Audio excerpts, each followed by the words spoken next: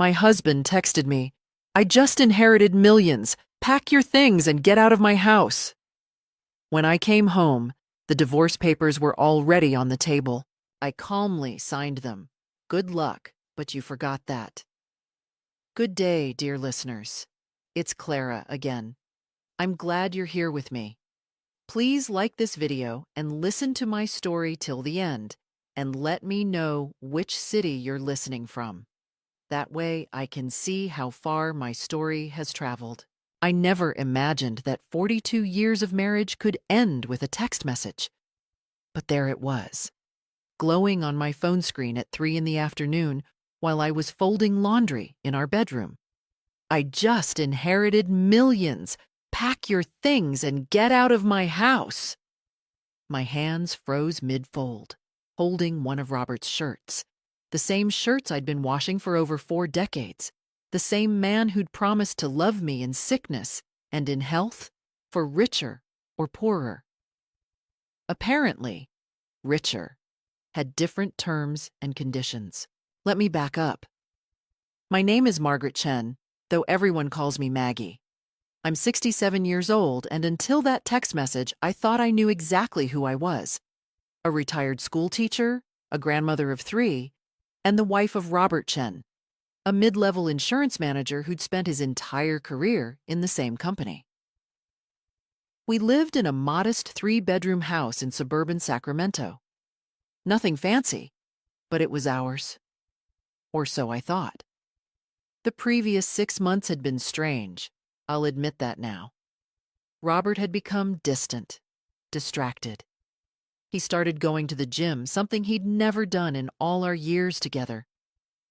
New cologne appeared in the bathroom. He password protected his phone.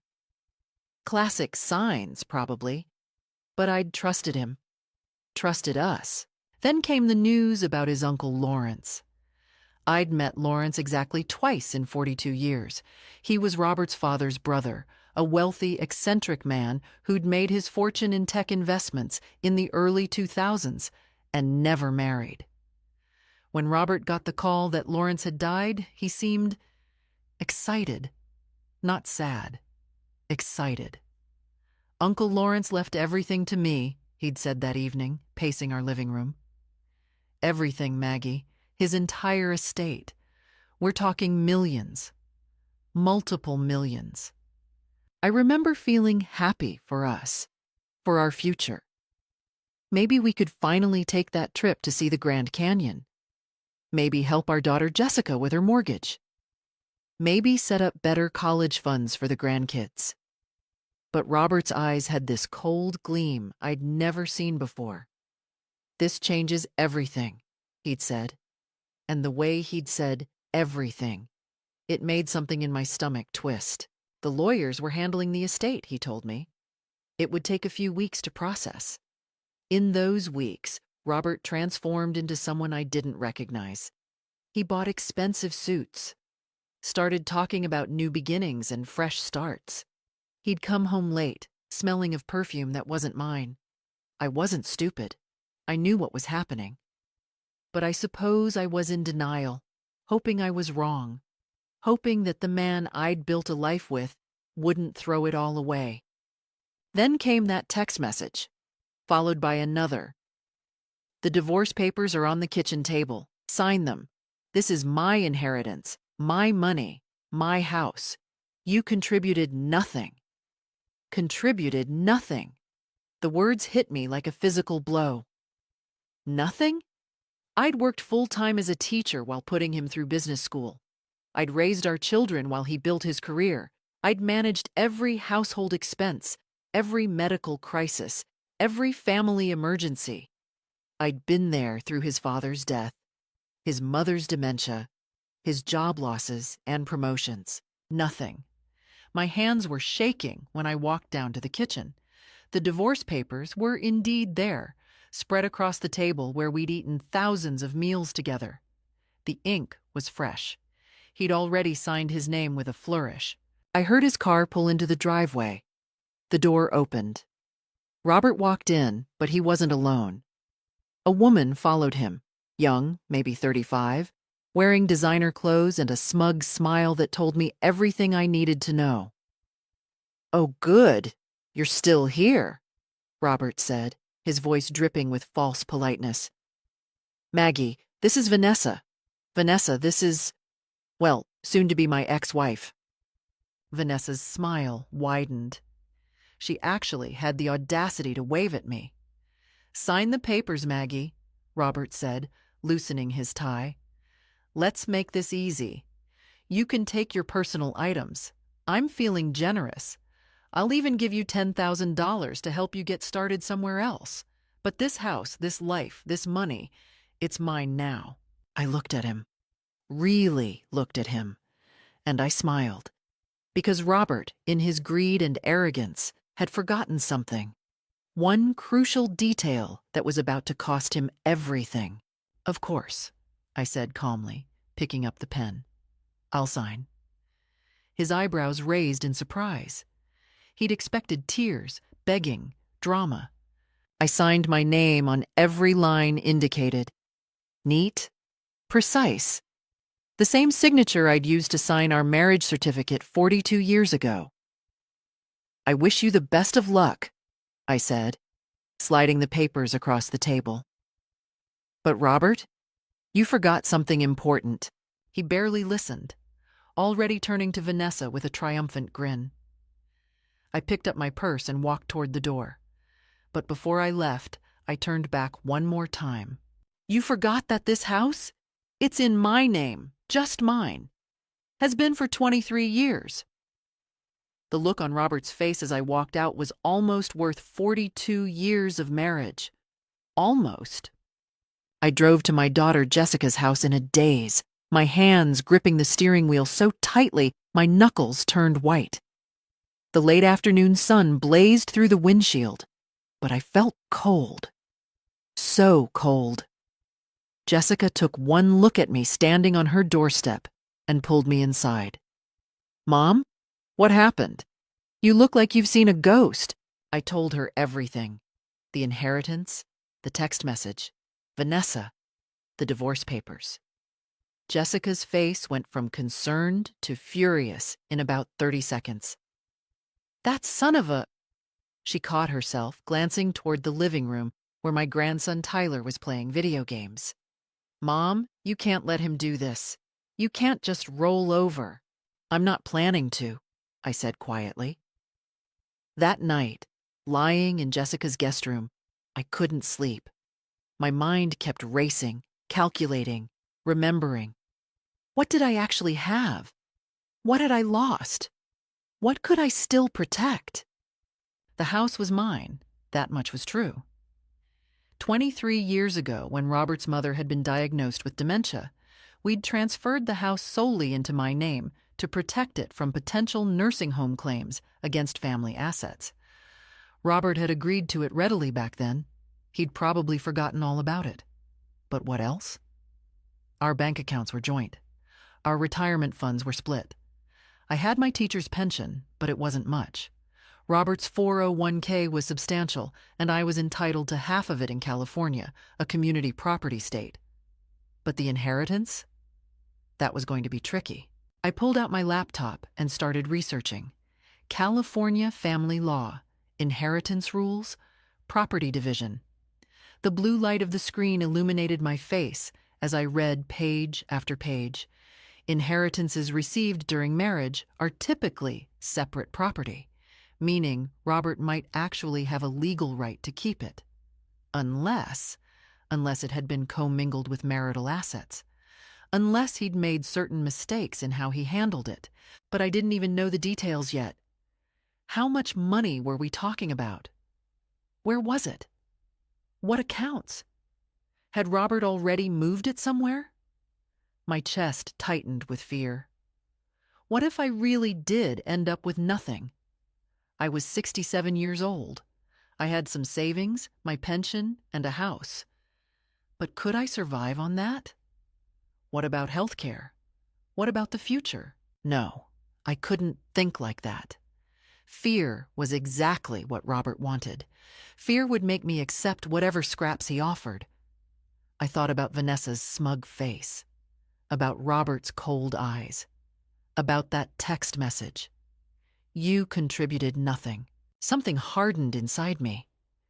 A determination I hadn't felt in years, maybe decades.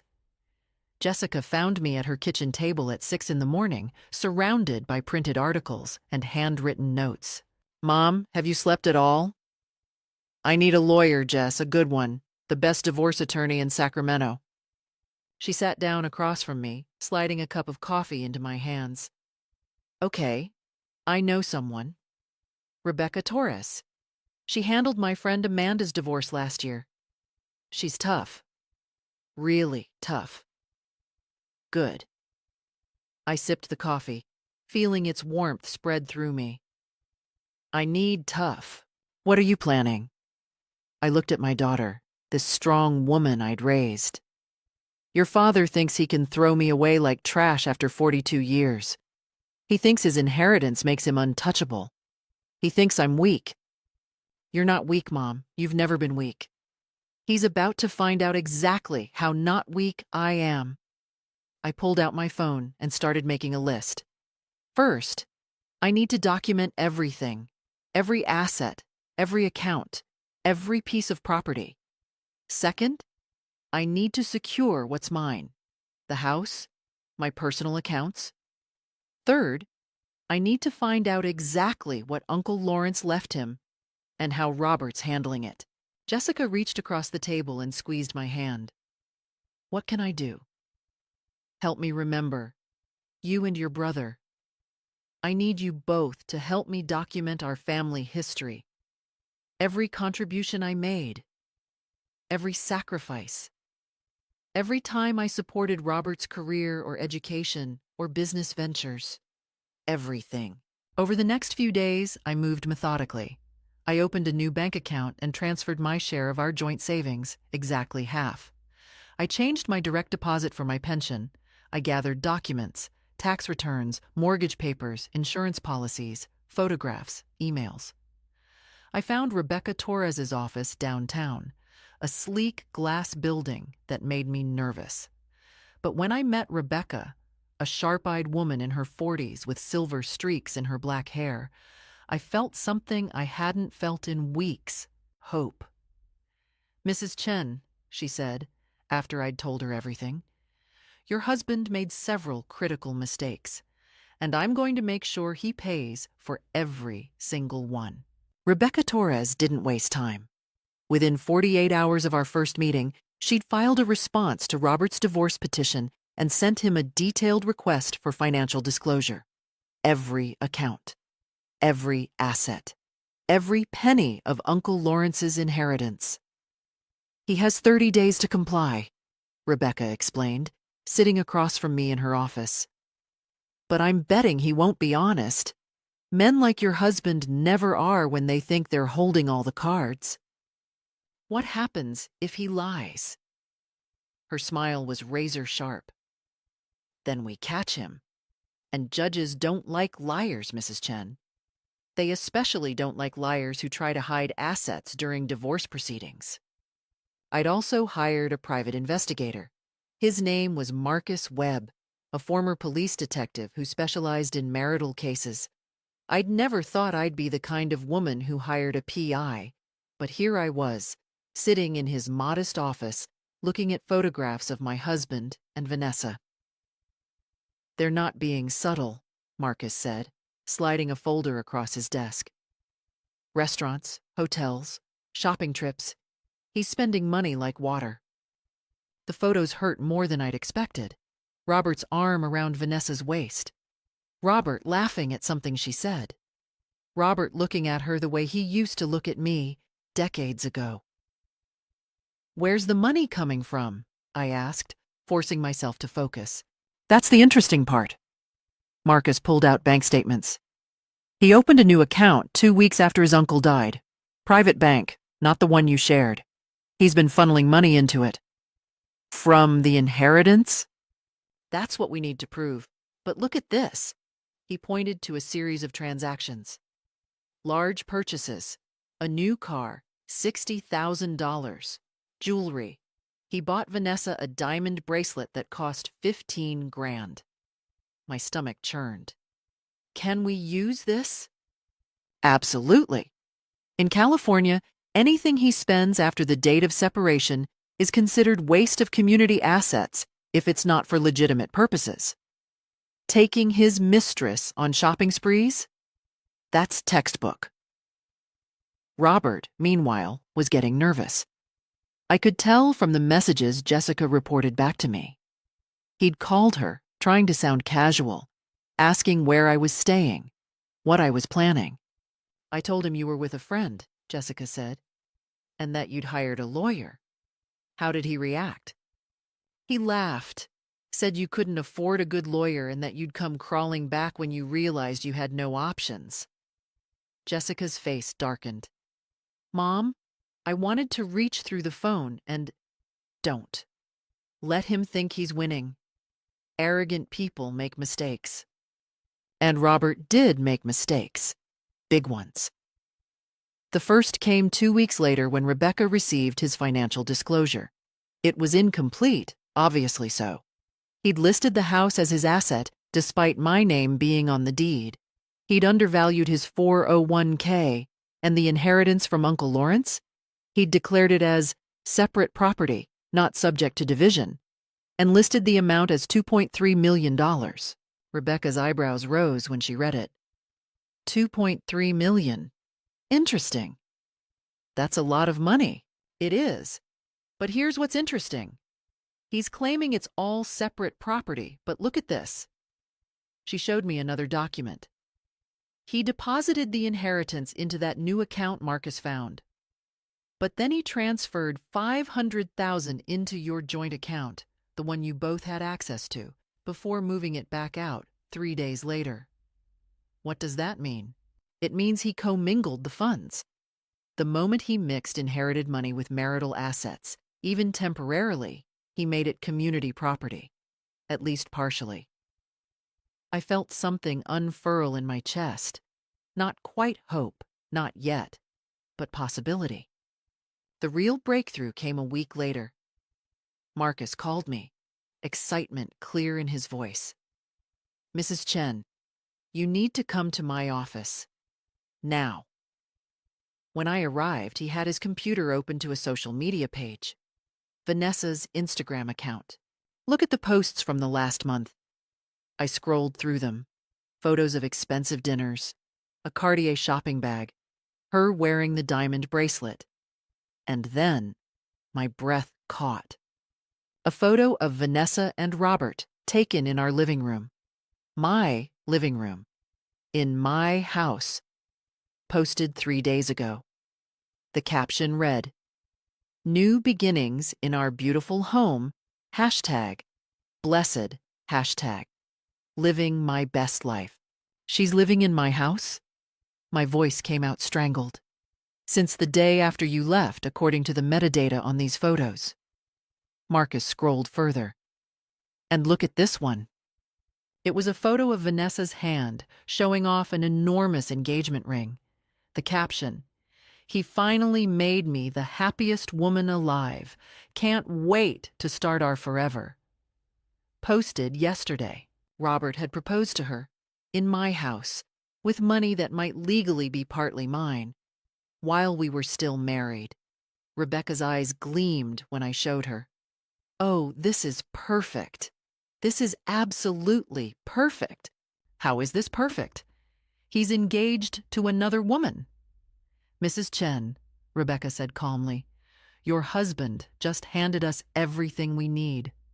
Proof of adultery. Proof he's wasting community assets.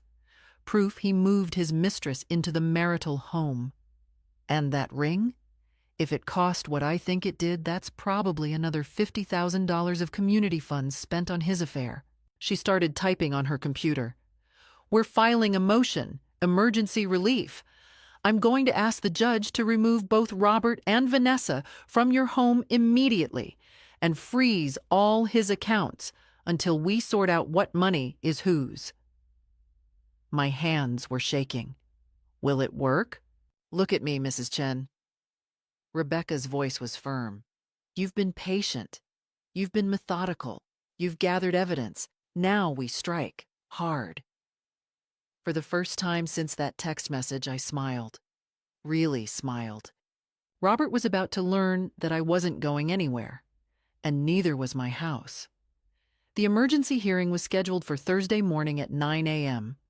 I wore my navy blue suit, the one I used to wear to parent-teacher conferences when I needed to project authority. Rebecca had coached me. Speak clearly, stay calm, answer only what's asked. Judge Patricia Morrison was a woman in her late 50s, with steel gray hair and an expression that suggested she'd heard every lie imaginable. She reviewed our motion, then Robert's hastily filed response, her face growing increasingly stern. Robert sat across the courtroom with his lawyer, a nervous young man who kept adjusting his tie. Robert himself looked confident, almost bored. He clearly thought this was a formality he'd win.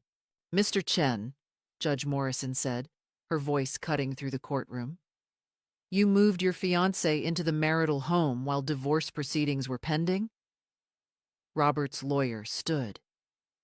"Your Honor, my client believed he had the right to occupy the home as the home is titled solely in Mrs. Chen's name, is that correct?"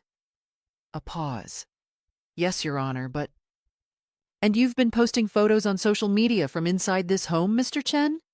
You and your fiancé?" I watched Robert's confidence crack slightly. The hearing lasted an hour.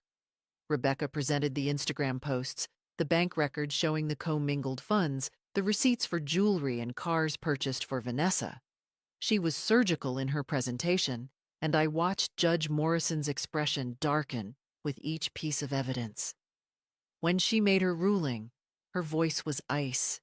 "Mr. Chen, you have 48 hours to remove yourself and Miss Vanessa Cooper from Mrs. Chen's home. All of your accounts containing funds that may have originated from the inheritance are hereby frozen pending full financial discovery.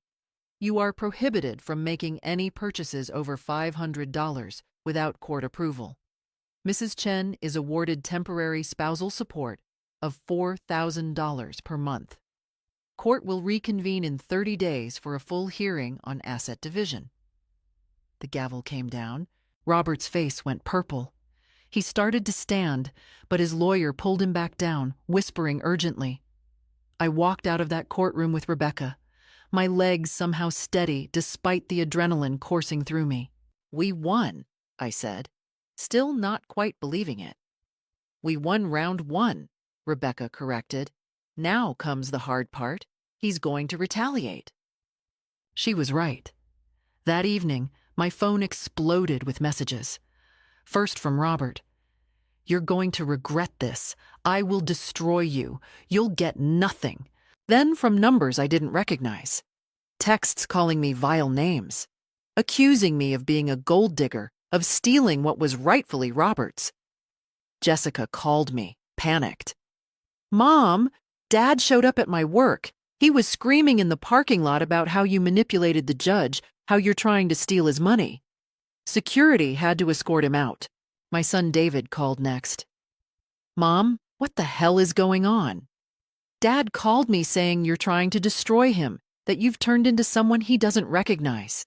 He's completely unhinged." I sat in Jessica's guest room, phone in hand, feeling the walls close in. This was the ugliness I'd been afraid of. The warfare. The poison. Then my doorbell rang. I heard voices downstairs, Jessica's voice loud and angry. "You need to leave. Now." I went to the stairs and looked down. Robert and Vanessa stood in Jessica's entryway. Robert's face was flushed, his eyes wild. Vanessa clung to his arm, her expression a mix of fear and fury. "Maggie," Robert shouted when he saw me. "Get down here. We need to talk." "The court said you have 48 hours, I said quietly. "You need to leave my daughter's home." "Your daughter? Your daughter?" He laughed bitterly. "She's my daughter, too, and you've poisoned her against me. You've poisoned everyone." Vanessa spoke up, her voice shrill. "You're a bitter old woman who can't stand to see him happy." That money is his. His uncle left it to him, not you. That money was commingled with marital assets, I said, surprising myself with how steady my voice was. The judge agreed. The judge was wrong. Robert started up the stairs, but Jessica stepped in front of him. Dad, stop! You need to leave! Or what? He looked at his daughter with such contempt it broke my heart. You'll call the cops on your own father? Yes, Jessica said simply. I will. Something in her tone got through to him. He stopped, breathing hard. This isn't over, Maggie, he said, his voice dropping to something dangerous. You think you've won? You haven't. I'll make sure you lose everything. The house, the money, your reputation. I'll tell everyone what a manipulative, vindictive... Dad. Jessica's voice cracked like a whip. Get out. Vanessa tugged at Robert's arm. Come on, baby. She's not worth it. Let her have her little victory. We both know how this ends. They left, but the threat lingered in the air like smoke. I stayed with Jessica for 3 more days, barely leaving the guest room. I felt exhausted, hollowed out. The confrontation had taken more out of me than I wanted to admit, but on the 4th day, I woke up feeling different, clearer, stronger. Robert had shown his hand. He was desperate, angry, scared, and desperate people made mistakes. I just had to be ready to catch them. The call came on a Tuesday afternoon. Unknown number. I almost didn't answer, but something made me pick up. Maggie, it's Linda. Robert's sister. We'd always gotten along well, or so I thought. Linda, hi. Listen, I heard about what's happening with you and Robert. Her voice was carefully neutral. I was wondering if we could meet for coffee, just to talk. My instincts prickled, but I agreed. We met at a Starbucks near her office in downtown Sacramento. Linda looked tired, uncomfortable. She ordered us both lattes and sat down across from me, stirring her drink for a long moment before speaking. Robert asked me to talk to you, she admitted finally. He's a mess, Maggie. He's not sleeping. He's lost weight. This whole thing is destroying him. I said nothing, just waited. He wants to make you an offer, a settlement. You drop the court case, accept the divorce terms he originally proposed, and he'll give you $300,000. Cash. No strings attached. $300,000. A fortune to me just a few months ago. Enough to buy a small condo, live comfortably for years. And what does he get? I asked quietly. Linda looked down at her cup. He keeps the inheritance, the house. Well, you'd sign it over to him. He'd sell it and give you your share of the proceeds, which would be part of the $300,000. So, I'd get nothing from the house I've owned for 23 years. Maggie, the house is worth maybe $400,000. He's offering you almost that in cash, plus you'd avoid legal fees, avoid the stress of a trial. Linda. I kept my voice calm. Did Robert tell you that he moved his mistress into my home the day after I left? That he spent probably $100,000 on her in the past month? That he proposed to her while we're still married? She flinched. He said you'd twist things. He said you'd make him look like the villain. I'm not twisting anything. It's all documented. Photos, bank records, court testimony. Linda's hands wrapped tighter around her cup. He's still my brother, Maggie. I know, and I'm sorry you're in the middle of this. But the answer is no. $300,000, Maggie. That's more than you'd get fighting this out in court. The inheritance is his separate property. Any lawyer will tell you that. You might walk away with nothing. Then I'll walk away with nothing, I said simply. But I won't be bought off and I won't reward his cruelty. Linda left, looking defeated. I sat there for a while after, staring at my lukewarm latte, wondering if I was being stupid. Stubborn. $300,000 was real money. But it wasn't about the money. Not really. It was about Robert thinking he could discard me like trash and face no consequences. That evening, I went to my first support group meeting. Jessica had suggested it, a group for women going through divorce, meeting at a community center across town. I walked in feeling self-conscious, expecting judgment or pity. Instead, I found 8 other women, ranging from their 30s to their 70s, sitting in a circle with coffee and cookies. The facilitator, a woman named Dr. Sarah Kim, welcomed me warmly. "We're glad you're here, Maggie. There's no pressure to share, but if you want to, this is a safe space." I listened to the others first. Jen, whose husband had emptied their bank accounts and moved to Mexico. Patricia, whose ex had turned their children against her. Carol, who'd discovered her husband's second family in another state. When it was my turn, I told my story. The words came easier than I'd expected, and when I finished, no one looked at me with pity. "You're doing the right thing," Carol said firmly. She was 72, divorced for 3 years. Standing up for yourself. So many of us didn't. We just accepted whatever scraps they offered. "My ex tried the same thing," Jen added. "Offered me a settlement that was a fraction of what I was owed. I almost took it because I was scared. But my lawyer talked me out of it, and I'm so glad she did." Over the next few weeks, that group became my anchor. I met with them every Thursday evening. We shared strategies, recommended lawyers, warned each other about the emotional manipulation tactics our exes tried. Through them, I also found other support.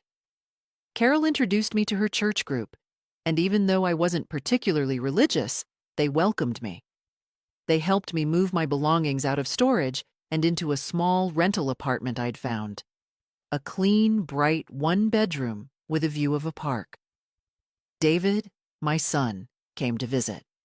He'd been distant since the separation, caught between loyalty to both parents, but he sat in my new living room and listened as I showed him everything.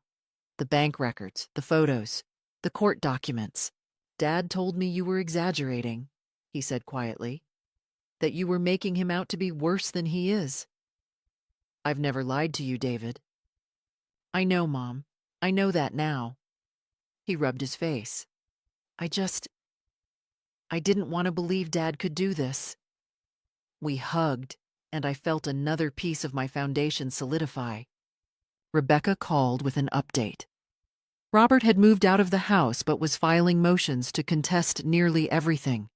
The legal battle would be long. "Are you sure you want to keep fighting?" she asked. "I have to tell you, he could drag this out for a year or more."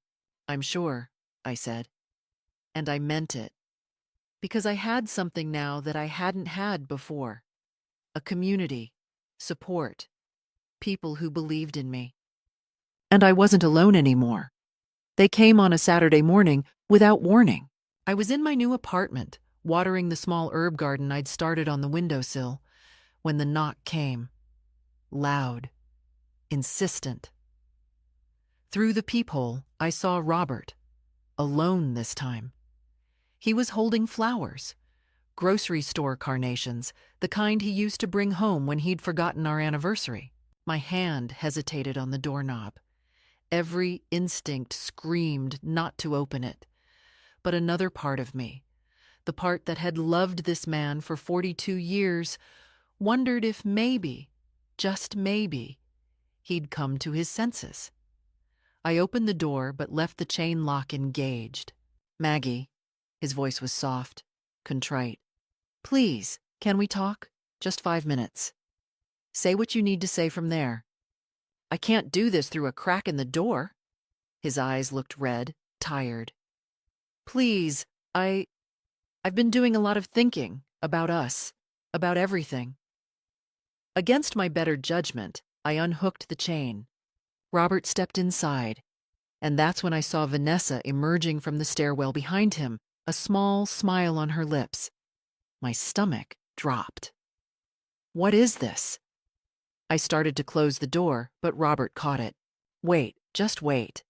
He held up his hands. "Vanessa wanted to be here. She wanted to apologize, too. Vanessa walked in like she owned the place, her heels clicking on my laminate floor. She was wearing designer jeans and a cashmere sweater that probably cost more than my monthly rent. "Mrs. Chen," she said, her voice syrupy, "I want you to know I feel terrible about all this, about the way things happened." I crossed my arms. "Get to the point, Robert." He set the flowers down on my small kitchen counter. "I've been talking with Vanessa, and we both agree. This war between us is pointless. It's costing everyone. The lawyers are bleeding us dry. The court battles are exhausting. And for what? You tell me. You're the one who demanded I leave." "I was angry," he said. "I'd just inherited this money, and I felt like it was finally my turn, you know? My turn to have something that was just mine." Vanessa moved closer to him, sliding her arm through his. A united front. "But we've realized," she continued, "that fighting isn't going to make anyone happy. So we want to propose something, a compromise." Here it came. I could feel the trap closing. Robert pulled out his phone, showing me a document. "We've drawn up a new settlement. You get the house. We'll sign it over to you, free and clear. You get $400,000 from the sale of my 401k, and we'll pay your legal fees to date." "That's generous," Vanessa added, as if I'd asked for her opinion. "And in exchange?" I asked. "You drop all claims to the inheritance. You accept that it's my separate property, which it legally is. And," Robert paused, "you agree not to contest the divorce or make any further allegations about asset waste or adultery. Basically, you want me to shut up and go away." "We want everyone to move forward," Vanessa said, her voice taking on an edge. "Robert and I are getting married, Mrs. Chen. We're starting a life together. This vindictiveness you're displaying, it's not attractive. It's not going to bring him back." Something cold settled in my chest. "I don't want him back." Vanessa's smile faltered. Robert shifted uncomfortably. "Then what do you want?" he demanded, frustration bleeding through the concerned husband act. "What is this about, Maggie? Revenge? Making me suffer because I fell in love with someone else?" "You didn't fall in love, Robert. You had an affair. While I was caring for your mother in her final months, you were sleeping with a woman young enough to be your daughter. That's not... And then you inherited money and decided I'd served my purpose. That's not love. That's opportunism." Vanessa's mask cracked entirely. "You know what your problem is? You're bitter. You're an old, bitter woman who can't stand that Robert finally found happiness. That money is his. The court is going to rule in his favor eventually, and you're going to end up with nothing but legal debt. We're trying to help you." "Help me?"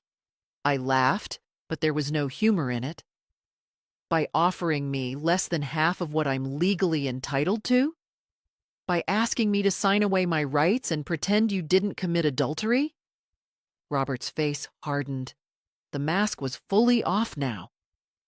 "You're making a mistake, Maggie. This offer won't come again." "Good. I don't want it." "You stubborn." He caught himself, jaw clenching. Fine. We tried to be reasonable, but you want to play hardball. We'll play hardball." Vanessa stepped forward, her eyes cold. "You think you're going to win? Robert's uncle's will is airtight. That money is his inheritance, not community property. And every dollar you spend fighting this in court is a dollar you won't have when you lose. We have resources you can't imagine," Robert added. "I can keep this case going for years, bury you in legal fees, make your life a living hell. Is that what you want?" My heart was pounding, but I kept my voice level. "What I want is for both of you to leave my apartment. Now." "You're going to regret this," Vanessa hissed. "When you're living in some cheap studio, alone, broke, you'll regret not taking this deal. Out, now, or I call the police." Robert grabbed Vanessa's arm, pulling her toward the door. At the threshold, he turned back. I tried, Maggie. Remember that. I tried to make this easy for you. The door slammed behind them. I stood there, shaking. My legs felt weak. I made it to the couch and sat down, wrapping my arms around myself. They were right about one thing. This could go on for years. Robert did have resources, and I was burning through my savings paying Rebecca's fees. What if I did lose? What if the judge ruled the inheritance was entirely his, and I ended up with nothing but debt? Fear wrapped around my throat like a hand. But then I thought about Vanessa's face, her smug superiority, her assumption that I'd break. I thought about Robert's threats, his attempts to intimidate me, to make me feel small and powerless, and the fear transformed into something else, something harder, colder. They wanted me to be afraid. They needed me to be afraid, because fear would make me surrender. But I wasn't that woman anymore. I wasn't the woman who'd folded Robert's shirts and swallowed her pride and accepted whatever scraps of affection he threw her way. I pulled out my phone and called Rebecca. They came to my apartment, I said when she answered. Robert and Vanessa. They tried to pressure me into a settlement. Did you record it? I hadn't even thought of that. No. Next time, record it, but tell me everything they said. I did. Every word, every threat, every manipulation. When I finished, Rebecca was quiet for a moment.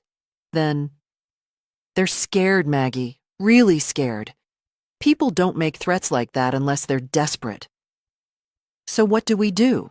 We keep pushing, and we prepare for war. I looked around my small apartment, my humble, quiet refuge. I'm ready, I said, and I meant it. The final hearing was set for a Tuesday in late March. 6 months after Robert had sent me that text message demanding I leave. I'd barely slept the night before, but I wasn't nervous. I'd moved past nervousness into something else, a calm certainty that I'd done everything I could. The rest was up to the judge. Rebecca met me outside the courthouse, her briefcase heavy with documents. Ready? Ready? Judge Morrison's courtroom was packed. Robert sat with his lawyer. He'd upgraded to a more expensive attorney, a slick man named Gregory Hartman, who specialized in protecting wealthy clients' assets. Vanessa sat in the gallery behind Robert, wearing a demure dress and minimal jewelry, playing the part of the innocent victim. My children were there too. Jessica sat directly behind me, her hand resting supportively on my shoulder. David sat beside her, his jaw tight. They'd both agreed to testify if needed. All rise.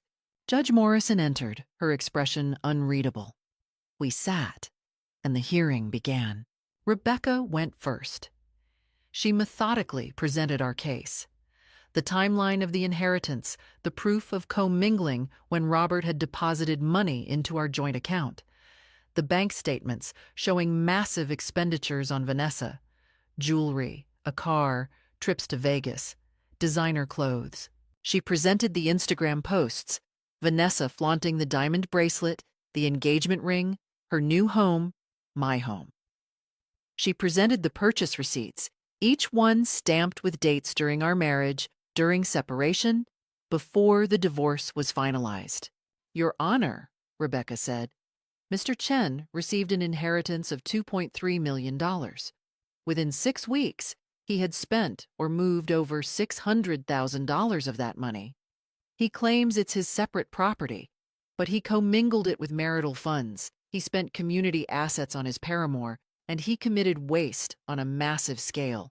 Gregory Hartman stood. Your Honor, Mrs. Chen is simply bitter about the end of their marriage. The inheritance was clearly separate property under California law. Mr. Chen's uncle left the money to him, and him alone. What he chose to do with his own money is his business. It became community property the moment he deposited it into a joint account, Rebecca countered. And even if we accept that the base inheritance was separate, the expenditures on Ms. Cooper came from commingled funds. Mr. Chen also moved his mistress into the marital home, a home titled solely in Mrs. Chen's name, without permission. Judge Morrison looked at Robert. Mr. Chen, is it true you moved Miss Cooper into your wife's home without her consent? Robert stood. He'd been coached, I could tell. His voice was measured, apologetic. Your Honor, I was under the impression I had a right to the home. It had been our marital residence for over 20 years. I didn't realize the deed has been in your wife's name alone since 2003, Judge Morrison interrupted. Are you telling me you weren't aware of this? A pause. Too long.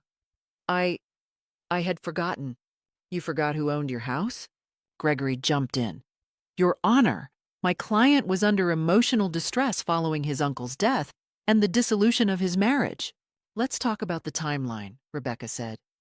Mr. Chen's uncle died on October 15th. Mr. Chen sent the text message demanding his wife leave on October 29th, exactly 2 weeks later.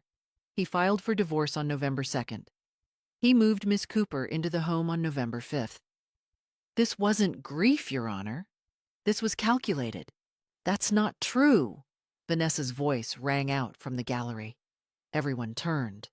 Judge Morrison's eyes narrowed. Miss Cooper, you are not a party to these proceedings. You will remain silent, or you will be removed from my courtroom. Vanessa's face flushed red, but she sat down. Rebecca then called me to testify. I walked to the stand, was sworn in, and sat down. She asked me about our marriage, about my contributions, working full-time while Robert attended business school, managing the household finances, caring for his ailing mother. She asked about the property transfer in 2003, and I explained clearly why we'd done it. And when did you first learn about your husband's relationship with Ms. Cooper? Rebecca asked. The day he told me to leave. She walked into our home with him. Into my home. How did that make you feel? Gregory objected. Relevance? This speaks to the emotional abuse and manipulation Mrs. Chen endured, which is relevant to spousal support, Rebecca countered. I'll allow it, Judge Morrison said. I looked directly at Robert. It made me feel like 42 years of my life had been a lie, like I'd been nothing more than a convenience to him, and once he had money, I was disposable. Robert looked away. Gregory cross-examined me, trying to paint me as vindictive, as someone trying to steal Robert's inheritance out of spite. But I stayed calm. I answered every question honestly, without emotion. Mrs. Chen, isn't it true you're simply angry your husband found happiness with someone else? No, I said quietly. I'm angry he committed adultery, spent marital assets on his mistress, and tried to steal my home. Then came Robert's testimony. Gregory had him tell his side, how the marriage had been loveless for years, how he'd fallen for Vanessa, how the inheritance was rightfully his. But Rebecca's cross-examination was devastating. Mr. Chen, you testified the marriage was loveless, yet you took a vacation with your wife to Hawaii just 6 months before your uncle died, did you not? Well, yes, but... And you celebrated your 42nd anniversary with a dinner at her favorite restaurant in September, correct? That doesn't mean... And in your testimony, you stated you moved Ms. Cooper into the marital home because you needed emotional support during the divorce. But you'd already asked your wife to leave. You'd already filed for divorce. Isn't it true you moved Ms. Cooper in because you wanted to establish residency for her? Robert stumbled over his words. No, that's not... I was under stress. Mr. Chen, how much money did you spend on Miss Cooper between October and January? I don't recall the exact... Rebecca slid a document across. According to these bank records, which you provided during discovery, you spent $127,000. Is that correct? If that's what the records show... Yes or no, Mr. Chen? Yes. And did you ask your wife's permission before spending community assets on your mistress? His face went red. She's not my mistress. She's my fiancée, and the money was mine. The money was commingled community property, which you spent lavishly on another woman while your wife of 42 years was living in a rented apartment. Is that a fair characterization? Gregory objected, but the damage was done. Robert looked flustered, angry, caught. Vanessa was called to testify about her knowledge of Robert's financial situation. She was confident at first, describing their love story, how Robert had been unhappy for years. But under Rebecca's questioning, she fell apart. Ms. Cooper, when did Mr. Chen first tell you about his inheritance? I don't remember exactly. Was it before or after you began your relationship? We were already together when... So he told you after. How long after? Vanessa's eyes darted to Robert. Maybe a few weeks? Rebecca pulled out printouts of text messages. Marcus, our PI, had obtained them legally through a subpoena of Robert's phone records. These messages show you and Mr. Chen discussing his uncle's failing health in September, a month before the uncle died. You texted, "Once you get that money, we can finally be together." Do you remember sending that? Vanessa's face went white. That was taken out of context. Yes or no, Miss Cooper? Yes, but... No further questions. The courtroom was silent. Judge Morrison looked between Robert and Vanessa, her expression somewhere between disgust and disappointment. We'll reconvene tomorrow at 9 a.m. for closing arguments and my ruling, she said. I walked out of the courthouse with Rebecca, and for the first time in months, I felt like I could breathe. We got them, Rebecca said quietly. We got them. I arrived at the courthouse early the next morning, feeling strangely peaceful. Jessica and David flanked me as we walked in. Rebecca was already there, reviewing her notes. Whatever happens, you should be proud, she said. Judge Morrison entered precisely at 9. The courtroom was packed. Word had gotten out about the case. I've reviewed all testimony and evidence, Judge Morrison began. I'm prepared to issue my ruling. My heart hammered, but I kept my face neutral. First, regarding separate versus community property. Mr. Chen received an inheritance of $2.3 million. Under California law, inheritances are generally separate property. However, Mr. Chen deposited these funds into a joint account held by both him and Mrs. Chen for 3 days before transferring them to a separate account. She looked at Robert over her reading glasses. The moment those funds touched a community account, they became commingled. Therefore, I find that the inheritance, in its entirety, is community property, subject to equal division. Robert's face went pale. Gregory whispered urgently in his ear. Second, regarding asset waste. Mr. Chen spent $127,000 on his extramarital partner. This constitutes waste of community assets. Therefore, this amount will be deducted from his share and awarded to Mrs. Chen. Vanessa stood up in the gallery, furious. This is ridiculous! Ms. Cooper, sit down and be quiet, or I will hold you in contempt. Judge Morrison's voice was ice. Third, the property at 1847 Maple Drive is titled solely in Margaret Chen's name. It is her separate property. Mr. Chen has no claim to it. Relief flooded through me. The house was mine. Fourth, regarding division of other assets. The 401k will be divided equally. Each party receives $340,000. The remaining community inheritance, after deducting waste, will also be divided equally. Each party receives $1,086,500. I did the math quickly. The house, plus $340,000, plus $1,086,500, plus the $127,000 waste charge. Robert was looking at much less than he'd expected. Fifth, spousal support. I am awarding permanent spousal support of $3,000 per month until Mrs. Chen's death, remarriage, or further order of the court. Your Honor, Gregory started. I'm not finished. Sixth, attorney's fees. Given Mr. Chen's conduct, moving his paramour into Mrs. Chen's home without permission, wasting community assets, and failing to provide complete disclosure, I am ordering him to pay Mrs. Chen's attorney's fees in full." Rebecca's face remained professionally neutral, but I saw satisfaction in her eyes. "Finally, I want to address something that became clear during testimony. Mr. Chen, you treated your wife of 42 years with contempt and cruelty. You conducted an affair, flaunted your mistress, and attempted to deprive Mrs. Chen of her home and financial security. This court does not look kindly on such behavior." Robert's hands clenched on the table. "The divorce is granted. Mrs. Chen is awarded the marital residence, your share of all accounts, and spousal support as outlined. Mr. Chen, you have 30 days to arrange transfer of funds as ordered. This court is adjourned." The gavel came down. Jessica grabbed my hand. David put his arm around my shoulders.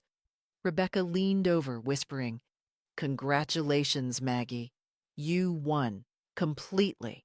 I looked across the courtroom at Robert. He sat staring at the table, his face ashen. Gregory was packing up quickly. "And Vanessa." Vanessa looked at Robert with pure fury and walked out without a word. I watched her go, then gathered my things and walked out with my head high. Outside, in the spring sunshine, I took a deep breath. It was over. I'd won. Not just in court. I'd won my dignity, my self-respect, my future. And Robert? Robert had lost everything that mattered. 6 months later, I sat on my patio watching the Sacramento sunset, a glass of wine in hand. I'd repainted the house, filled it with plants and art. In December, I'd flown to Italy alone. 2 glorious weeks of pasta, wine, and freedom. I'd started painting again, joined a book club, volunteered at the library. My relationship with Jessica and David had deepened. I'd even started dating a retired professor. Through Linda, I learned how Robert and Vanessa's life had crumbled. Vanessa left him within weeks of the ruling, furious about the money he'd lost. She moved back with her parents, her Instagram silent. Robert lived alone in a small condo, having made poor investments that cost him 1/3 of his remaining inheritance. He'd left his job after the scandal damaged his reputation. Our children kept him at arm's length. "He asks about you," Linda said one day. "What do you tell him?" "That you're thriving." I was 68, divorced, and happier than I'd been in decades. Robert had his regrets. I had my future. And I was living it beautifully. Looking back, that text message didn't give me heartbreak. It gave me freedom. For too many years, I'd made myself smaller, quieter, more convenient. I'd accepted scraps and called it love. Robert thought money would buy happiness. Instead, it bought loneliness. Because happiness isn't about what you have, it's about who you are. I learned it's never too late to stand up for yourself. That dignity matters more than comfort. What would you have done? Would you have taken the easy settlement or fought for what you deserved? If my story resonated, please leave a comment. Share it with someone who needs to hear this. Thank you for listening. Remember, you are never too old to choose yourself. Your worth isn't determined by someone else's ability to see it.